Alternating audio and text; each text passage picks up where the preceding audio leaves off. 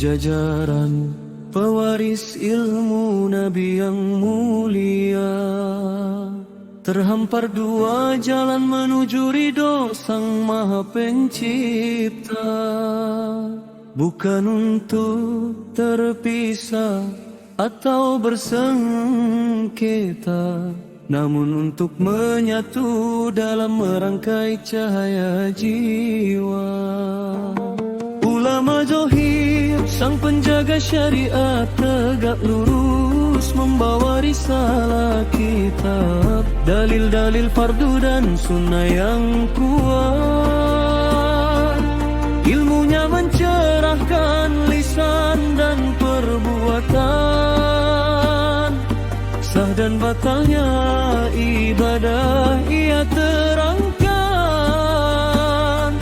Mata lahirnya jernih dalam menjaga hudud-Allah, agar tertib manusia dalam taat beribadah.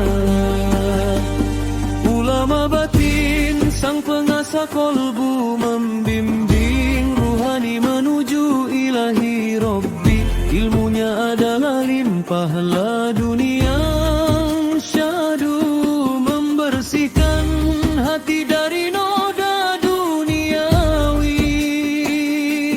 Mata batinnya tajam menembus hakikat, mengajarkan ikhlas dan indahnya marifat. Wahai Zohir yang syariatnya nyata, tanpa batin ibadah terasa hampa tanpa rasa. Wahai batin yang kolbunya tertata, tanpa Zohir syariat terabaikan sia-sia. Seperti jasad dan jiwa yang tak terpisah, ulama dohir menyempurnakan amal. Ulama batin menghidupkan rasa dan kesabaran. Keduanya adalah pelita penunjuk arah yang hak dan tak boleh terpisahkan.